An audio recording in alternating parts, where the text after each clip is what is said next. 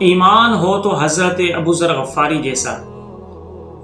حضرت ابو ذر غفاری کو حضور صلی اللہ علیہ وسلم کے فرامین پر اتنا یقین تھا کہ وہ جانتے تھے کہ دنیا ادھر سے ادھر ہو سکتی ہے، لیکن حضور نے جو فرما دیا وہی ہونا ہے۔ قیامت تو آ سکتی ہے لیکن حضور کے فرامین جھوٹے نہیں ہو سکتے، اور حضور علیہ الصلوۃ والسلام کے فرامین کے اندر کوئی شک و شبہ نہیں ہو سکتا۔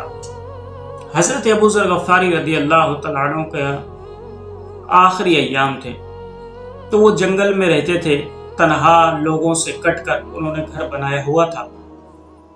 تو جب ان کا آخری وقت آیا تو ان کی بیوی نے حضرت ابو ذر سے کہا کہ اس جنگل میں تنہائی میں تم نے گھر بنا لیا ہے، اب تم اتنے بیمار ہو گئے ہو، لگتا ہے کہ تمہیں اس بیماری سے راحت نہیں ملے گی بلکہ تمہاری جان ہی اس بیماری میں چلی جائے گی۔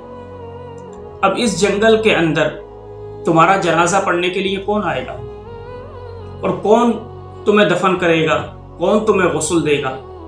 تو حضرت ابو ذر نے اپنی بیوی سے کہا کہ تم پریشان نہ ہو، اس لیے کہ نہ میں نے کبھی جھوٹ بولا ہے اور نہ مجھ سے کبھی جھوٹ کہا گیا ہے۔ پیارے آقا علیہ الصلوۃ والسلام نے ایک مرتبہ صحابہ کا مجمع تھا، حضور نے فرمایا تھا کہ تم میں ایک شخص ایسا ہے کہ جو اکیلا ہی مرے گا اور اکیلا ہی اٹھے گا، اور اس کی نماز جنازہ ایک جماعت پڑھائے گی۔ تو میں نے غور کیا کہ جو وہاں پر میرے ساتھی موجود تھے ان سب کا شہروں کے اندر انتقال ہو گیا، اب میں ایک بچا ہوں اکیلا، تو اب میرا اکیلے میں انتقال ہو رہا ہے۔ تو حضور نے فرمایا تھا ایک جماعت اس کا جنازہ پڑھانے کے لیے آئے گی، تو مجھے حضور کے فرامین پر یقین ہے کہ وہ جماعت لازمی آئے گی۔ بھلے میں جنگل میں رہتا ہوں، دنیا سے کٹ کر رہتا ہوں، کوئی میرے پاس آتا جاتا نہیں ہے، لیکن تم یقین رکھو کہ مجھے دفن کرنے کے لیے، غسل دینے کے لیے ایک جماعت لازمی آئے گی۔ یہ تھا یقین حضرت ابو ذر غفاری کا حضور کے فرامین پر۔ حضرت ابو ذر غفاری رضی اللہ تعالیٰ عنہ ایک دن بیمار ہوئے، پھر دوسرے دن اور بیماری بڑھی، تیسرے دن اور جب بیماری بڑھ گئی، جب آخری وقت آنے لگا حضرت ابو ذر غفاری کا، تو آپ نے اپنی بیٹی سے کہا کہ بیٹی تم جاؤ کھانا بناؤ، اگر جماعت آ جائے تو تم اس کو ایسے ہی بھوکے روانہ نہ کر دینا بلکہ اس کو کھانا کھلانا۔ اور اپنی بیوی سے کہا کہ تم جا کر راستے میں بیٹھ جاؤ، کہ کوئی جماعت آئے تو ان کو اشارہ کرنا، وہ رک جائے گی، اور ان کو بتانا تو وہ جنازہ پڑھنے کے لیے آئیں گے اور مجھے غسل و کفن بھی دیں گے۔ بیوی راستے میں جا کر باہر بیٹھ گئی۔ اب وہ انتظار کرنے لگی کہ کوئی قافلہ آئے، کوئی قافلہ آئے۔ تو اس وقت وہاں سے صرف عراق کا ہی قافلہ جاتا تھا، اور وہ بھی جب حج کا موسم ہو۔ لیکن خدا کی کرنی ایسی ہوئی کہ وہ حج کا موسم بھی نہیں تھا۔ اب بیوی راستے میں بیٹھی ہوئی ہے، انتظار کر رہی ہے کہ کوئی قافلہ گزرے تو میں اس کو اشارہ کروں اور اس کو بلاؤں، لیکن کافی دیر تک بیٹھی رہی، کوئی قافلہ نہ گزرا۔ جب اس کی مایوسی بڑھنے لگی تو پھر کیا ہوا، دیکھتی ہے کہ دور سے کوئی مٹی اڑتی ہوئی نظر آئی۔ یہ قافلے کے آثار ہوتے ہیں۔ پھر آپ غور سے دیکھنے لگی تو آہستہ آہستہ ایک قافلہ نظر آیا۔ تو آپ نے جب قافلے کو دیکھا تو اس کو اشارہ کیا۔ ان قافلے والوں نے دیکھا کہ کوئی عورت ہے تنہا جنگل کے اندر، مدد کے لیے اشارہ کر رہی ہے۔ انہوں نے کیا کیا، اپنی اونٹنیوں کو موڑا اور اس عورت کے پاس آئے۔ اب دیکھیں اللہ راستے کیسے بناتا ہے۔ اب وہ جماعت جو آئی تھی، اس جماعت کے سربراہ تھے حضرت عبداللہ ابن مسعود رضی اللہ تعالیٰ عنہ، جو صحابی رسول ہیں۔ اور یہ کیسے آئے ادھر کہ حضرت عثمان رضی اللہ تعالیٰ عنہ نے خط لکھا تھا حضرت عبداللہ ابن مسعود کو کہ میں مکے آیا ہوا ہوں، مجھے کوئی ضروری کام ہے تم سے، تم اگر بیٹھے ہوئے ہو تو کھڑے ہو جاؤ، کھڑے ہوئے ہو تو روانہ ہو جاؤ اور مکے میں آ کر مجھ سے ملو۔ اب وہ عراق سے چلے تھے حضرت عثمان سے ملنے کے لیے، لیکن حقیقت میں تو اللہ نے اپنے محبوب کے فرامین کو، اپنے محبوب کے فرمان کو سچا کرنا تھا، اس لیے یہ سبب بنایا گیا۔ حضرت عبداللہ بن مسعود بھی اس قافلے میں تھے۔ جب عورت نے اشارہ کیا تو قافلے والوں نے پوچھا کہ بھئی کون ہو آپ؟ تو وہ کہنے لگی کہ میں زوجہ ابو غفاری ہوں، اور حضرت ابو ذر غفاری آخری لمحات میں ہیں، آ جاؤ اب تم ان کو غسل بھی دینا، کفن بھی دینا، ان کی قبر بھی کھودنا، ان کا جنازہ پڑھ کے ان کو دفن بھی کرنا۔ وہ جماعت جیسے ہی انہوں نے حضرت ابوذر کا نام سنا رونے لگ گئے اور روتے روتے اپنی سواریوں سے اترے اور حضرت ابوذر غفاری کے پاس آئے۔ حضرت ابوذر غفاری کا آخری وقت تھا۔ حضرت ابوذر غفاری نے ان تمام لوگوں کو دیکھ کر کہا کہ میں وصیت کر رہا ہوں کہ مجھے وہ شخص غسل اور کفن دے کہ جس نے حکومت کی کبھی کوئی نوکری نہ کی۔ حالانکہ اللہ حضرت عثمان کا زمانہ ہے تو وہ کیسا پاکیزہ زمانہ ہوگا، لیکن حضرت ابوذر غفاری کے تقوی کا عالم یہ تھا، وہ کہنے لگے مجھے کوئی شخص ایسا جس نے حکومت کی نوکری کی ہو غسل و کفن نہ دے۔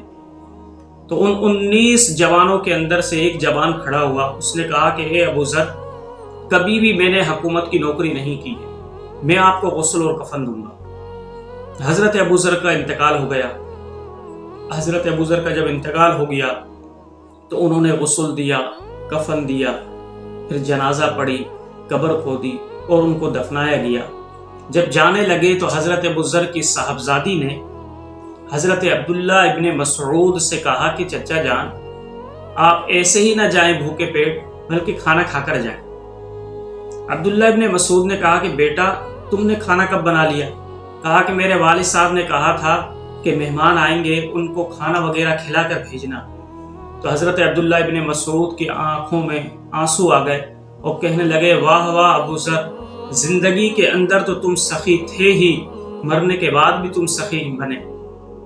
یہ حضرت عبداللہ ابن مسعود رضی اللہ تعالیٰ عنہ صحابی رسول کا فرمان ہے کہ زندگی میں تو ابوذر سخی تھا ہی، مرنے کے بعد بھی سخی ہی رہا۔ اور دیکھیے حضرت ابوذر غفاری کا یقین دیکھیے حضور کے فرامین پر، اور ہمارا حال کیا ہے کہ حضور علیہ الصلوۃ والسلام نے فرمایا کہ نماز نہیں پڑھو گے تو جہنم کی سزا ملے گی، سود نہ کھاؤ، جھوٹ نہ بولو، غیبت نہ کرو، چغل خوری نہ کرو۔ کیا ہم حضور علیہ الصلوۃ والسلام کے فرامین کو مانتے ہیں؟ اگر مانتے تو ہم بدعملی تو نہ کرتے۔ حضور کے فرامین پر اگر ہم یقین کرتے تو بدعملی تو نہ کرتے۔ ہمارا ایمان کتنا کمزور ہے کہ ہم حضور علیہ الصلوۃ والسلام کے فرامین کو سنتے تو ہیں لیکن عمل نہیں کرتے۔ لیکن ان صحابہ کا کیا کہنا کہ حضور علیہ الصلوۃ والسلام جن کو تبلیغ کیا کرتے تھے پھر وہ حضور کے فرامین پر بڑا پختہ یقین رکھا کرتے تھے۔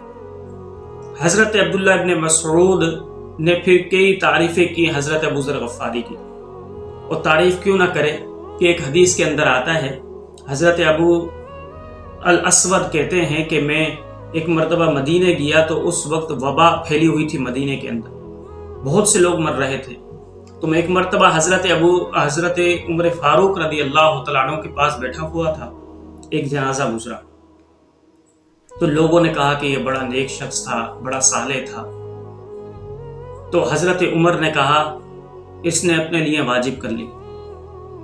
پھر کچھ دیر کے بعد ایک اور قافلہ گزرا تو لوگ اس کی برائی کرنے لگے کہ یہ ایسا تھا، ایسا تھا، ایسا تھا۔ تو حضرت عمر فاروق نے کہا اس نے بھی اپنے اوپر واجب کر لی۔ حضرت ابو الاسود کہتے ہیں کہ میں نے حضرت عمر بن خطاب سے پوچھا کہ اے امیر المومنین یہ کیا واجب ہو گئی؟ کہا کہ میں نے حضور علیہ الصلوۃ والسلام سے سنا ہے، حضور نے فرمایا اگر مرنے والے کے لیے ایک جماعت یہ گواہی دے کہ یہ ایماندار تھا، سچا تھا، دیندار تھا تو اس کے لیے جنت واجب ہو جاتی ہے، اور اگر کوئی شخص بے ایمان ہے اور اس کے لیے گواہی دے کچھ لوگ کہ یہ بے ایمان تھا، دغاباز تھا، دھوکے باز تھا تو اس کے لیے جہنم واجب ہو جاتی ہے۔ پھر فرمایا حضرت عبد الاسود نے کہ میں نے پوچھا عمر بن خطاب سے کہ عمر بن خطاب یہ تو مجھے بتائیں کہ اگر 3 لوگ گواہی دیں، فرمایا پھر بھی جنتی۔ کہا کہ 2 لوگ گواہی دیں، فرمایا پھر بھی جنتی۔ وہ کہتے ہیں پھر ہم نے ایک کے بارے میں نہیں پوچھا۔ تو یہ تو حضرت عمر بن خطاب کا فرمان ہے کہ حضور نے یہ فرمایا، اور حضرت عبداللہ ابن مسعود وہاں پر کھڑے ہو کر کئی تعریفیں کی حضرت ابوذر غفاری کی کہ حضرت ابوذر غفاری ایسے تھے، ایسے تھے، ایسے تھے، یہ تقویٰ تھا۔ تو حضرت ابوذر غفاری رضی اللہ تعالیٰ عنہ کے جنتی ہونے کی شہادت مل گئی۔ تو دوستو، میرے بھائیو، حضرت ابوذر غفاری رضی اللہ تعالیٰ عنہ والا تقویٰ اپناؤ تو اس دنیا کیا آخرت کے اندر بھی کامیاب و کامران ہو جاؤ گے۔